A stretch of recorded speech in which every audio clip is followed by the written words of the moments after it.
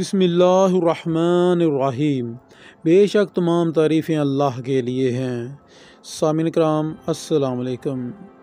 سامعین کرام، جب باغیوں نے حضرت عثمان رضی اللہ تعالیٰ عنہ کے گھر کا محاصرہ کر لیا تو اس وقت حضرت عثمان رضی اللہ تعالیٰ عنہ نے باغیوں سے جو باتیں کی وہ سن کر ہر ایمان والے شخص پر لرزاں طاری ہو جاتا، لیکن اس وقت کے جو باغی تھے جنہوں نے حضرت عثمان رضی اللہ تعالیٰ عنہ کے گھر کا محاصرہ کر رکھا تھا، ان کے دل ایمان سے خالی ہو چکے تھے، لہٰذا حضرت عثمان رضی اللہ تعالیٰ عنہ کی اس وقت کی گئی تقاریر اور کی گئی باتوں کا ان پر کوئی اثر نہ ہوا۔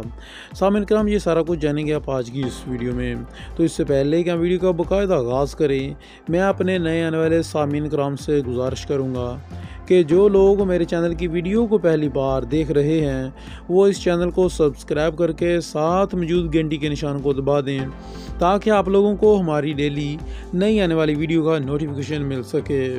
سامعین کرام، ہمارے چینل پر جاری اسلامی تاریخ کا جو سلسلہ چل رہا ہے، اس میں آپ لوگوں نے سب سے پہلے حضرت ابوبکر صدیق رضی اللہ تعالیٰ عنہ کا متعلق مکمل تاریخ دیکھی تھی، ان کے زندگی کے احوال، اور اس کے بعد خلیفہ دوم حضرت عمر فاروق رضی اللہ تعالیٰ عنہ کے متعلق، اور ابھی ہمارے اس چینل پر جو تیسرے خلیفہ ہیں ان کے متعلق ویڈیوز کا آج 21واں پارٹ چل رہا ہے۔ تو سامعین کرام، اس وقت حالات جو تھے وہ بہت ہی کشیدہ ہو چکے تھے۔ حضرت عثمان رضی اللہ تعالیٰ عنہ کے انکار پر مفسدین نے خلفۂ راشد کے گھر کا، یعنی کہ عثمان رضی اللہ تعالیٰ عنہ کے گھر کا محاصرہ کر لیا۔ سامعین کرام، یہ محاصرہ 40 دن تک جاری رہا۔ اس عرصہ میں اندر پانی تک پہنچانا جرم تھا۔ ایک دفعہ ام المومنین حضرت ام حبیبہ رضی اللہ تعالیٰ نے اپنے ساتھ کھانے پینے کی کچھ چیزیں لے کر حضرت عثمان رضی اللہ تعالیٰ عنہ کو پہنچانے کی کوشش کی، مگر مفسدین اور ان باغیوں نے، جن کے دل ایمان سے خالی ہو چکے تھے، انہوں نے رسول اللہ صلی اللہ علیہ وسلم کے حرم کا بھی احترام نہ کیا، ان کا بھی پاس لحاظ نہ رکھا، اور بے ادبی کے ساتھ مزاحمت کر کے ان کو واپس کر دیا۔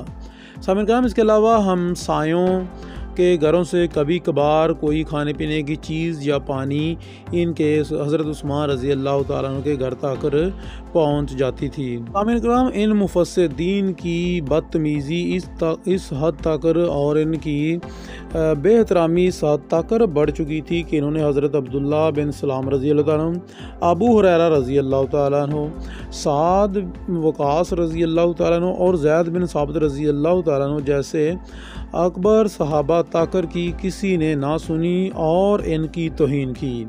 حضرت علی رضی اللہ تعالیٰ نے حضرت عثمان رضی اللہ عنہ کے بلانے پر ان کے گھر کے اندر جانا چاہا تو لوگوں نے ان کو روک دیا۔ آپ نے مجبور ہو کر اپنا سیاہ عمامہ اتار کر قاصد کو دے دیا اور کہا، جو حالت ہے اس کو دیکھ لو اور جا کر کہہ دو۔ بہت سے صحابہ مدینہ چھوڑ کر چلے گئے تھے۔ حضرت عائشہ رضی اللہ تعالی عنہا نے سفر حج کا ارادہ کر لیا تھا۔ اکبر صحابہ نے ان پر اشوب حالت میں گوشہ نشینی مناسب سمجھی۔ ذمہ دار صحابہ میں اس وقت 3 بزرگ حضرت علی رضی اللہ تعالیٰ عنہ، حضرت طلحہ رضی اللہ تعالیٰ عنہ، حضرت زبیر رضی اللہ تعالیٰ عنہ موجود تھے، جو نہ تو بے تعلق رہ سکتے تھے اور نہ ان حالات پر ان کو کوئی قابو تھا۔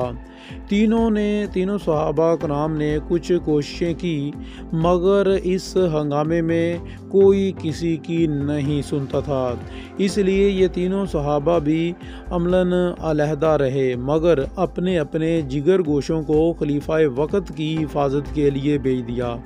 حضرت امام حسن رضی اللہ تعالیٰ دروازے پر پہرا دے رہے تھے۔ حضرت عبداللہ بن زبیر رضی اللہ تعالیٰ عنہ کو حضرت عثمان رضی اللہ تعالیٰ کے گھر میں جو جان نثار موجود تھے ان کی افسری پر متعین کیا گیا تھا۔ سامعین کرام، حضرت عثمان رضی اللہ عنہ کے گھر کا محاصرہ کرنے والے باغیوں کو متعدد دفعہ حضرت عثمان رضی اللہ تعالیٰ عنہ نے سمجھانے کی کوشش کی، ان کے سامنے مؤثر تقریریں کی۔ حضرت ابی بن کعب رضی اللہ تعالیٰ نے تقریر کی مگر ان لوگوں پر کسی چیز کا اثر نہ ہو رہا تھا۔ حضرت عثمان رضی اللہ تعالیٰ نے چھت کے اوپر سے مجمع کو مخاطب کر کے فرمایا، کیا تمہیں معلوم ہے کہ رسول اللہ صلی اللہ علیہ وسلم جب مدینہ آئے تو یہ مسجد تنگ تھی؟ آپ صلی اللہ علیہ وسلم نے فرمایا، کون اس زمین کو خرید کر وقف کرے گا؟ اس کے صلے میں اس کو اس سے بہتر جگہ جنت میں ملے گی۔ تو میں نے آپ صلی اللہ علیہ وسلم کے حکم کی تعمیل کی، تو کیا آج اسی مسجد میں تم مجھے نماز پڑھنے نہیں دے رہے ہو؟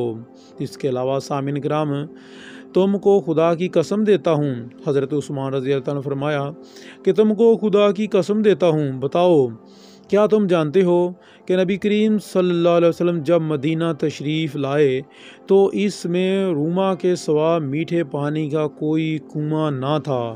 آپ صلی اللہ علیہ وسلم نے فرمایا کہ اس کو کون خرید کر عام مسلمانوں کے لیے وقف کرے گا تو اس سے بہتر اس کو جنت میں ملے گا۔ تو میں نے ہی اس کی تعمیر کی تھی اور اس کو خرید کر مسلمانوں کے لیے وقف کیا تھا، تو کیا آج اسی کے پانی سے مجھے محروم کر رہے ہو؟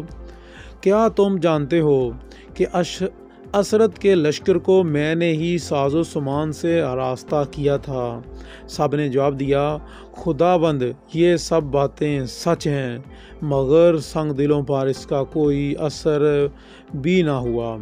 پھر سامعین کرام، مجمع کو خطاب کر کے حضرت عثمان رضی اللہ تعالیٰ عنہ نے فرمایا، تم کو قسم دیتا ہوں، تم میں کسی کو یاد ہے کہ ایک دفعہ ان حضرت صلی اللہ علیہ وسلم پہاڑ پر چڑھے تو پہاڑ ہلنے لگا۔ آپ صلی اللہ علیہ وسلم نے پہاڑ کو پاؤں سے ٹھوکر مار کر فرمایا، اے ہرا ٹھہر جا، اے پہاڑ ٹھہر جا کہ تیری پیٹھ پر اس وقت ایک نبی اور ایک صدیق اور ایک شہید ہیں، اور میں اس وقت آپ صلی اللہ علیہ وسلم کے ساتھ تھا۔ لوگوں نے کہا، یاد ہے؟ پھر آپ یعنی کہ حضرت عثمان رضی اللہ تعالیٰ عنہ نے فرمایا، خدا کا واسطہ دیتا ہوں، بتاؤ کہ حدیبیہ میں حدیبیہ کی جو جنگ تھی اس میں آپ صلی اللہ علیہ وسلم نے مکہ میں مجھے سفیر بنا کر بھیجا تھا، تو کیا خود اپنے ایک دست مبارک کو میرا ہاتھ قرار نہیں دیا تھا اور میری طرف سے خود ہی بیعت نہیں کی؟ سب نے کہا، سچ ہے۔ آخر میں باغی یہ دیکھ کر کہ حج کا موسم چند روز میں ختم ہو جائے گا، یعنی کہ اس وقت زیادہ تر لوگ مکہ میں حج کے لیے گئے ہوئے تھے، تو انہوں نے دیکھا کہ حج کا موسم تو چند دن میں ختم ہو جائے گا اور اس کے ختم ہوتے ہی لوگ مدینے کا رخ کریں گے اور پھر یہ موقع ہاتھ سے نکل جائے گا، تو انہوں نے آپس میں آپ کو قتل کرنے کا مشورہ کرنے لگے۔ جس وقت خود حضرت عثمان رضی اللہ تعالیٰ نے ان کو اپنے کانوں سے سنا کہ وہ آپس میں حضرت عثمان رضی اللہ تعالیٰ عنہ کو شہید کرنے کا یعنی کہ ان کو قتل کرنے کا مشورہ کر رہے تھے، اور پھر آپ نے مجمع کی طرف مخاطب ہو کر فرمایا، لوگو، آخر کس جرم پر تم میرے خون کے پیاسے ہو؟ اسلام کی شریعت میں کسی کے قتل کی صرف 3 ہی صورتیں ہیں، یا تو اس نے بدکاری کی ہو تو اسے قتل کیا جاتا ہے، تو اس کو سنسار کیا جاتا ہے، یا اس نے بلا ارادہ کسی کو قتل کیا ہو تو وہ قصاص میں مارا جاتا ہے، یا وہ مرتد ہو گیا ہو تو بھی اس کو قتل کیا جاتا ہے۔ تو بتاؤ کہ میں نے اس میں کون سا جرم کیا ہے ان تینوں میں سے؟ تو آپ نے فرمایا کہ میں نے تو جاہلیت میں اور نہ اسلام میں بدکاری کی، نہ کسی کو قتل کیا اور نہ ہی اسلام کے بعد مرتد ہوا۔ اب بھی گواہی دیتا ہوں کہ خدا ایک ہے اور محمد صلی اللہ علیہ وآلہ وسلم اللہ کے بندے اور رسول ہیں، لیکن سامعین کرام باغیوں پر ان میں سے کوئی تقریر کا کوئی اثر نہیں ہو رہا تھا۔ سامعین کرام اس کے بعد کیا ہوا یہ جانیں گے ہم انشاءاللہ اپنی کل کی ویڈیو میں۔ تب تک کے لیے اجازت چاہتا ہوں، دعاؤں میں یاد رکھیے گا۔ اللہ نگہبان۔